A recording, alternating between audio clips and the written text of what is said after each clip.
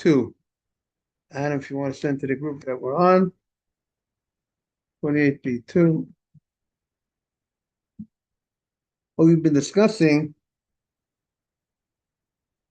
this idea when you have different items that come together, are they considered, but they separate. Sometimes that you leave them together for a certain period of time, then you separate them. What status those items have? Are they considered like one entity because at this point they are together, or they considered like two different entities because they will be disconnected from each other? So that's a little bit what we were discussing recently, because we got into the laws of tumah, contamination. Now look at today's Gemara, continuing in that theme. Can 48b2. Could we do a recap on did we talk about Tuma in the sense of items? Okay, right. What whole item that can be about maybe when it breaks it up can't be. Oh, okay. So what again? Right, a broken item is not makabel tuma. A broken utensil doesn't receive contamination. But here we're going to be talking. Let's say you have scissors. The scissors the Gemara is going to talk about are made. They're two parts, but the blades come apart when you're not using the scissors. Yeah, it's still making. Okay. So now the question is, and now that the fact that the blades come apart, and you actually separate them. After you use them, you separate the blades. Or they have, let's say, a carpenter's tool that you smooth out the wood. You shave it down. Let's say you shave the wood with that carpenter tool. It's like a knife. It's made from a blade that's made of iron, and the handle's made out of wood. And after you finish the work, you separate the handle from the blade. So how do we look at the handle and the blade when they're together? Meaning to say, if let's say someone who's contaminated, or let's say a dead sheretz touches the blade, would the metal become tamei? Would the metal become contaminated? Or vice versa, if it touched the thing that's contaminating, touched the blade, and didn't touch the handle, would the handle become contaminated? Now, if it's a knife that's made to remain that way, the handle with the blade, then of course it's one entity. The dead sheretz, the dead mouse doesn't have to touch every part of any item to become contaminated. But since it's two things, like you said, they come apart, and the people take them apart. Not that they come apart. It's they may, and the way that people do it is they separate the two. Right, and they separate it. Now they don't keep it together. So that's the question. What would be the status of that item? So that's the Gemara's question. In the context of Tuma. Tumah, right? Concept of contamination, exactly. And we're going to see also regarding, let's say it came in contact with a dead body, or was in a room of a dead body. We have to sprinkle the ashes of the paraduma on the items that were, let's say, they became contaminated through the dead body. The dead body came in contact, let's say, with utensils. Those utensils become contaminated, and you have to go ahead and, the paraduma, the red heifer, which you slaughter and you burn, and there's a law with the ashes. You go ahead and you sprinkle on. Good morning, Boker Tov. Welcome. Did you bring a relative of yours with you? Yes, Kevin's relative. Kevin's relative. Yeah, actually, he's more relative to me than Kevin because Hadiyama. Okay. Kevin is unknown. Okay. We welcome you to the class. Thank you for joining us. And that's every morning, right? 7:30? 6:45. 6:45. What's That's okay. he does the old-fashioned way. What's your name? Ben what? Ben Romeo. Okay. Welcome to the class. It's an honor. Welcome. Welcome back. Thank you. We're about to begin discussing a new topic. The new topic is discussing when you have two items, a handle and a blade. But the way they use is after you use the handle and the blade, that's a carpenter's tool, a wooden handle and a metal blade, that they would take it apart after the carpenter would use the tool, he would separate the handle from the blade. Or scissors that were made to separate the two parts of the scissors to separate them. And one part, say it again. Why did they separate them for? Maybe for storage purposes, like you said, they don't want to leave it together. One handle and like 500 blades. You think about that, back to the day? Yeah. So they had these scissors 2,000 years ago. They got these scissors that came apart, and they got these carpenter's tools that we're discussing. The carpenter's tool, it's like a knife that uses to smooth down the wood. It's called a planer. What? So the question is, do we consider this item that comes apart as two separate items, or do we look at it? It's one. As long as it's together, it's considered. And we're going to get tuma. If let's say, we'll say it again. So market or get it free. It's tuma to kli. Yeah, of course you can. As long as each one it can also be used as a free on its own. Like if you take scissor apart, right? If one piece of it can be still used as a vessel to do things, do it a cut, there's no reason. I think don't be different if it was attached. Okay, so let's see what the Gemara says. Okay, let's see what the Gemara says. So the Gemara says like this: Chibul tuma. Regarding contamination, they're considered like one utensil, and if one part of the utensil becomes contaminated, the other part becomes. So let's say that the item that contaminates touched the blade, the handle becomes contaminated, or if it touched the handle, the blade becomes contaminated. If they never come apart, if they're made to stay, then of course you don't have to touch every part. It's like one entity, But if it's made to separate, so far the Gemara says we view it as one item when they're together. But the Gemara says the ein chibur lahazah. Lahazah, if let's say an item came in contact with a dead body, right? Something that touched the dead body, that item becomes contaminated. Right? We're going to have a pashchukat. It's a very high level contamination of something that came in contact with a dead body. And the Torah has a special process of purification for something that becomes contaminated with a dead body. And that's called mechatat. You have the paraduma, you have the red heifer that's 100% red. And there's nothing, it's purely red. It's not easily found. And you go ahead and you slaughter it and you burn it, and there's a lot of symbolisms what it represents. So red, as you know, Rabbi Feinstein explained, red represents sin, blood, sin, and what do we got to do with sin? We got to slaughter it, we got to burn it, we got to get rid of sin. That's that's part of that's used to purify. That they take the ashes and they sprinkle the ashes on the utensils that became contaminated, or the people, and it's done on the third day and the seventh day. Mixed with water, correct? Mixed with water, mixed with water, and then after 7 days you dip it in the mikveh, and then that ends the purification for the third and the seventh day. They sprinkle the ashes, dip in the mikveh, and then it's pure. Then it's tahar.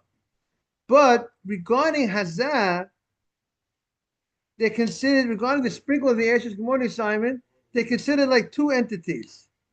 That means if you go ahead and you sprinkle the ashes of the paraduma on the handle, it does not count for the blade. Even when they did that together. If you have, let's say you have Simon, we're talking about Simon, we're talking about, let's say, a scissor that's two sections that come apart, or a carpentry knife that comes apart. When it comes to sprinkling the issues of paraduma, the Gemara says you have to sprinkle on each part. We view it as two separate utensils, and you got to go and sprinkle on the handle, and the ashes got to go onto the what? Onto the blade, or vice versa. But the obvious question the Gemara says, I don't understand. If it's considered one regarding contamination, so then if you touch this part, the other part becomes contaminated. So it should be considered one regarding the issues of the paraduma also. You got to be consistent. If it's one, it's one. And if you consider separate regarding the issues of paraduma, so then it should be separate regarding contamination. That's going to be the Gemara's question. That's going to be said. Manavshach, the Gemara says. Ichibur, if it's considered attached, ichibuhu, afila hazanami. Even when it comes to sprinkling, we should say it's one entity. If it's considered attached regarding contamination, then when one part comes in contact with the item that contaminates, the other part becomes contaminated. So you should say the same thing. It should help with the issues paraduma. And if what ilav chibu, it's not if you don't consider the handle and the blade one. So then I feel the tumanamilo. So why should, if this becomes contaminated, the other part goes out? It's two different entities. Amar Rava. So Rava tells us the story.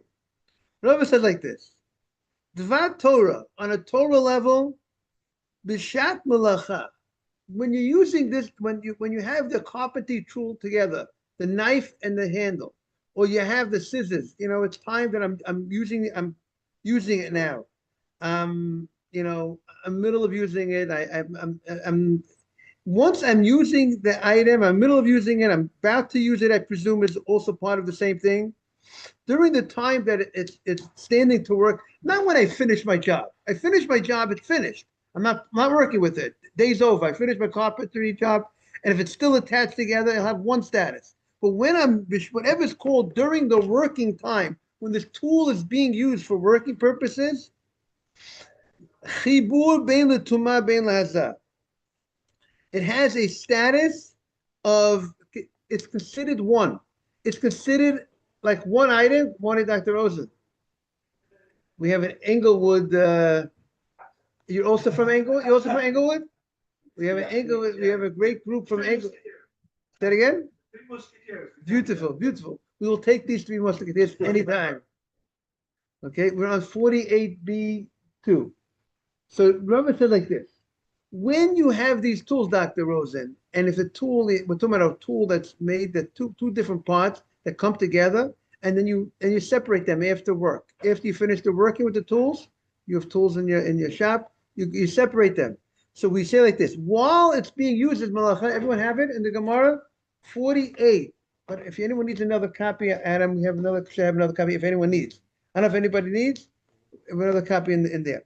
So we're at the bottom of 48B2. So Bishat Malacha, during the time that you're working with these tools, Adam, you got it? Clear? By the way, I get double on Adam. We got an Adam here, we got an Adam here. Bishat Malacha, Chibur Bein L'Tumah Bein L'Hazah. When you're working with the scissors, when you're working with the carpentry tool, it's considered attached on a Torah level, which means to say, if the handle becomes contaminated, the blade. If you sprinkle the ashes on the handle, that should work for the blade. Yes. I also think what they're saying, literally, while you're using it, it's attached. And so probably while you're sprinkling it, it's not attached. In other words, But you could be sprinkling, again, when you're sprinkling. but then you got both. I don't know. I think that's what it's saying. I think it's saying That what? When it's attached, it's C1. that when it's attached, it's C1, and when it's separate, it's not C1. But the Gemara is saying it depends. The Gemara is saying what the defining thing is. Am I still using this? Am I still using it? Is it still called time of working time? Working time doesn't mean necessarily that I would think that I'm using it this second. It just a dentist, a doctor, they have tools that, what? It's a type of information. It's still, I didn't separate from using. It's not a job's not over. I put it down for a second. It's still, I would think it's still called time of using. The barber puts the tool down. He's coming back. It's still using it. And you're So- only gonna use it when it's two pieces up together. Right, right. The standard way to use it is when it's together, right? And the standard way, as soon as you're no longer using it, you take it apart. Right, that's true. But so when it's in the standard, When would you be sprinkling it? You'd be sprinkling it when it's taken apart. you could sprinkle, you might sprinkle it while well, I'm still working with it. I'm still, Yeah, I mean, it could be like, instead of their walk, you left it for like an hour, take lunch, and then you start that too much. That's what you use it, hey, it's not bad. because you're not finished, because you're still working with it. We have to define the word b'shat malacha. But let's see how the Gemara says about it. Let's see if we can figure it out from the Gemara. B'shat malacha, when you're using it, meaning it's a time that you're using these scissors or using this blade. Chibur bein letumah bein le'laza. Now, the reason for it, someone will explain, is that these scissors, they work together, right? They're unified. These two pieces, they're not independent. It's not like the Gemara said before, when you have two garments, a large shirt and a small shirt, and the guy just stitches it together. The laundryman, they had the laundryman back then, and they stitched it together so they don't want a garment to get lost. So they would stitch the large garment between the small garment. But each garment is independent of each other. But here, these two blades work together as one item. The carpentry tool, the handle and the blade work together. So when they work together, they're not independent of each other. They are dependent. Each one, they're dependent. So therefore, they're considered when they are together and they're doing its job. It's being used. It's considered one on a Torah level, and therefore it's considered one. If the dead mouse touches the blade, the handle becomes contaminated, and vice versa. It's one. And when you sprinkle the ashes on the blade, it's like it's fun one. But only while it's used, and shelo b'shat malacha, when it's not during the malacha, eino chibur lo l'tumah v'lo l'azah. Even if it's together, but if it's not, you finish the job. Now we look at it, we view it, since it's standing to be separated. I finished the job. I did my carpentry job. I'm over the day, and I'm going to separate it in an hour from now or 5 minutes. I just didn't separate it yet. It's the end of the day. I didn't get a chance. That's not considered attached. We view it as two separate entities at this point. Yes. But no, how you don't separate, because when you get to the touching, but God, just touching, pass along the tumah. So if it's attached, even in my mind, I'm going to be separating. Doesn't matter. Factually, they're attaching. So tumah should pass. Great question. You hear what he's asking? He's asking, Rabbi, he says, what's going on? Let's say we're going to consider it not attached because you plan on separating it. But they're touching each other. Blade 1 is touching blade 2. The handle is touching the blade by the carpentry tool. So even if you say they're not called attached, and when this becomes contaminated, that doesn't automatically make the other thing contaminated.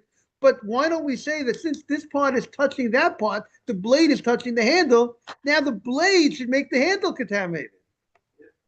You hear what he's asking? And the answer is the following. The Gemara says that to make a utensil contaminated, you need a high level tumah. You need an ava tumah. The source of a tumah, or something that's called an ava tumah. A daddy can make a child. The child cannot make the other thing contaminated. Meaning, let's say the dead mouse. The dead mouse can make a utensil number 1 contaminated. But when that utensil becomes contaminated, it cannot make another utensil. Exactly. A rishon of tumah, first generation means dad is the dad. First generation, the child cannot make, child means the product of the dad. It became contaminated from the dad. It cannot make a second child cannot make the next generation contaminated. Can make I mean, when Rishon cannot make a utensil, it can make food contaminated, it can make liquid contaminated, but to make a utensil contaminated, you need, or to make a person, you can't. You need a high level, you need an avatuma, and therefore, since that's a great point, and since it's considered independent of each other, when you're not working with it, only that part becomes contaminated. It's like two independent utensils, and that becomes contaminated, and the other part does not become contaminated. So now, but shalom b'shat malacha, when it's not during work period, it's not considered attached when you're not working with this item, not regarding contamination, it's independent, and not regarding the sprinkling of the ashes. You go ahead and you sprinkle ashes on one part, it doesn't do the other part. They're like independent. You can view an item that's together as independent. You know what? It's like a couple, chas v'shalom. They might be together, but if they're going to separate, they're like independent already. They're not really connected. I'm just giving a little shalom bayit. People have to make sure that they're always together. They're not separated. They should always be together. But something that's standing to be separated is really missing it and being together. What do you mean, Rabbi? They're in the same house, but are they really connected? If they're standing to be separated, it's a big problem. Yes. Is this the right contaminated or the banana? So right. So the Gemara is saying now we're going to get to the Rabbanan. The first thing, on a Torah level, the Gemara says it's all about during the time of malacha. If you're in this zone, the working zone, when you're working with the tools, then on a Torah level, they're considered attached. And therefore, on a Torah, if you're attached, we got to be consistent. Therefore, if one part gets contaminated, the other part's contaminated. If you put ashes on one part, it's as if you did the whole thing. The ashes don't have to cover the whole thing. As long as it. No, but if it's not. No, if it's not working, it's not attached in the Torah. It's not considered attached. It's considered you could be attached and you could be connected and you're not connected. Because since you're standing to be separated when you're not working, because the common thing, like we said, is to separate it. So therefore, we don't view it as one entity anymore. So the right is only the handle. If the sheretz, if the item, right, when the deraita, only that part that became touched. My question would be, why the guy to that extent of says, hey, let's say they are not contaminated, even though they are attached. Why not say, I'll put the there, I'll put the fence? So this specific contaminated. The Rabbanan will say exactly what you say. Coming up. We're gonna make a fence because like you said, it's a slippery slope. If you're going to say that something's connected, it's not contaminated, when one part touches one part, because it's a detail that it's not during working hours, people will make a mistake even during working when they'll say only the part that got touched is contaminated, not the other part, because they'll view it all the way as all circumstances as two separate items, and that'll be a problem. And that's what the Gemara is going to say right now. Now on the top of Memtet 49a. Dr. Rose, you want to say something or not? I was just going to say, because also even if one gets two and they're separated, when you put them together, the whole thing is something. Right, but we're saying, like we said before, by touching it, see, if we view it as two different utensils, so two different utensils, let's say two independent utensils, one item gets contaminated, and then later on you attach that item that came contaminated to another item, it will not make the second item contaminated because we said a utensil doesn't have the power to make another utensil contaminated if the utensil was a Rishon, first generation. So now the Gemara says what you said. The Gazur Rabbanan Al Tuma, everyone have it? 49a. 49a1, turn pages. Mabruk, Mazel Tov. The Gazur Rabbanan, the rabbis made a gzera Al Tuma Shalom B'Shat Malacha, when it was not working time, when you finished the job with the carpentry tool, you finished right time in the job with the scissors, the rabbi said exactly what you said, the man from Englewood. What's your first name again? Oren. What Oren said. The rabbi said, even if you're not doing work with the utensil, we got to make a gzera. We got to say, if you touch one part of the utensil, the other part will become contaminated.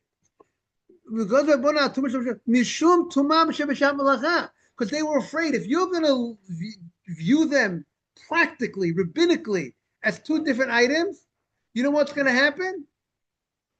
That even when it's Bishat Melacha, people will say, hey, you consider this blade and that blade, the two parts of the scissor independent of each other when I was planning on separating the blades. So they'll think even when I'm not planning, when I'm working with the blades together, I'll also consider it as two separate entities. Therefore, the rabbis had to make a fence. The rabbi's job is, one of their jobs is to protect the people. If you don't make fences, if you don't make things, then people compare things. They don't understand what's going on. They don't realize the details always of because people say, okay, it's two different parts, they're two independent of each other, but they don't know. No, it's not that. That's not the difference. It's all about whether it's during the time of work and not the time of work. Therefore, the rabbis to protect the people. The rabbis get a bad rap, right? They don't get people look at rabbis. Oh, rabbis, you're being so strict. It's not about being strict. It's to help the people. You will make the mistake. You have a good. You don't want any dogs to come into. You don't want anyone to come into your house. You have a fence in front of your house, right? That protects your house from the robbers. Because they can't get into your backyard, your front, your lawn, your backyard. You keep them away. You don't make it so easy for a thief to come in. Therefore, the rabbis are here to protect. And and regarding the sprinkling of the ashes, Bishat Malacha, that to go ahead and to be strict. And they say regarding sprinkling the ashes, a guy wants to purify the scissor, right? The two parts of the scissor. So what does he want to do? He wants to go ahead and sprinkle the ashes on this scissor that has two parts to it, and it became contaminated. And how did it become contaminated? It became contaminated during working season. And therefore, because during working season it became contaminated, it's like one entity, right? Good morning. It's one entity. But you know what the problem is? It's true it's one entity. But if you're going to go ahead and just say sprinkle on one part, people will think, even when it's not Bishat Malacha, when it's really two different entities, right? If it became contaminated when it wasn't during working time, what's this? It's considered two different entities. They're also going to think I could go in and sprinkle the ashes on one pot. But if it came contaminated not during working time, then it's considered two different independent things. And I can't just sprinkle on one part and not the other part. So therefore, to protect that, they also were strict, and they said you have to sprinkle on both parts. Yes. The normal way for contaminated their use, and the normal way to wash. Give a tool, normal way to wash. Literally, you take it apart, you clean all the parts. It's very true that when you wash it, it's not in its time of use, and so like it seems like they're just ruling for the general case. They're what? They're ruling for the general case that covers everything. They're being strict. Like the when you're To protect the normal time to wash it, you wouldn't wash a tool while it's being used. Like by definition, while you're cleaning it. Okay, very. I want to share an idea, Adam. The Torah says we talk about paraduma, sprinkling the ashes of the paraduma. The Torah says the paraduma has to be made from something that's totally red. The animal, the paraduma, if it has two black hairs, it invalidates the paraduma. I think two. You can check it up. I'll give you homework, and you get back to me. I'm not a professor. What? Okay.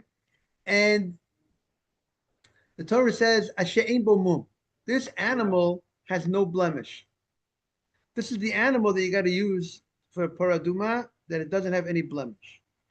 So the question is, if you're telling me this animal represents sin, it's red. So why would you think? So you would think if it has a blemish, that means it has problems. That's a sign of sin. So why do you got to go and slaughter and burn an animal that has no blemish? Not having a blemish is a sign of purity. So why should, if we're talking about conditions, like the pasuk says, "Asher lo ole eleha o," the paraduma didn't work a day in its life. So Rabbi Feinstein says, why is that a prerequisite that the paraduma has to be something that didn't work a day in its life? Rabbi Feinstein says, because when you don't have responsibility on yourself, that brings to sin. And therefore, if it didn't work a day in their life, you want to know why people are sinning? So many people have so many the teenagers today have so much time on their hands. So what do you expect? They're wasting that they're on Netflix, they're doing all these things. They have so much time on their hands. Same thing like when the father, right? The father is obligated to do 4 5 items, right? One of them is Teacher, so one comes to be won't go to sin, won't come to steal. But being idle, having too much time leads to sin. So therefore, what do you got to do? You got to go in and slaughter that concept of not taking responsibility. Not to take responsibility, you got to get rid of that. So what's the problem with not having a mum? Why should we slaughter that? That's a beautiful thing, not having any blemishes. I'll tell you what I wanted to say. I wanted to have you like it. We're living in a time period. There's sometimes people who have perfection in their life. That's also a sickness. People that everything has to be perfect. I have to have the most beautiful car, most beautiful house. My wife has to be a model. Everything has to be perfect. That we got to get rid of that mentality. What? And right. The food has to be perfect. They have to have perfect wine, perfect dining, everything perfect. The avodah zarah, they call it, of luxury. Everything has to be perfect. That's a big problem. We got to get rid of that mentality. And I think there's some people that have that we have to be a little chiller, a little easier. Let not make such a big deal about everything. Everything doesn't have to be perfect. If things, the clothing doesn't have to be the $2,000 suit. You don't need to have that. That's not necessary. The idea of perfection. Good morning, Boker Tov, David. That's something that we have to get rid of. Okay. Thank you very much. Thank you for joining. It'll be an honor. Thank you. Then again, what's your first name again? Oh, you're the famous Ben. I've seen Ben's name many times, but Ben is very modest. He hides his face. Okay. Thank you for coming, Ben. Now you're still alive. Yeah, I'll be on tonight. Oren, I'll be on tonight. Morning, Boker Tov. We have a Thursday night Zoom on the Parsha of the week. If anybody wants to join, you can let me know. We'll get the information. And by the way, the price is right. We don't charge. Somebody told me they sold tickets at a Knick game. You know how much they sold the tickets for? $16,000. 4 tickets, $64,000. David, what do you say about that? 4 tickets for the Knicks game, $64,000. We still have a couple minutes, guys. We still have 2 minutes left. So 64,000. What do you say about that, David? Good. Yes, I think 8 rows and 9 rows from the court.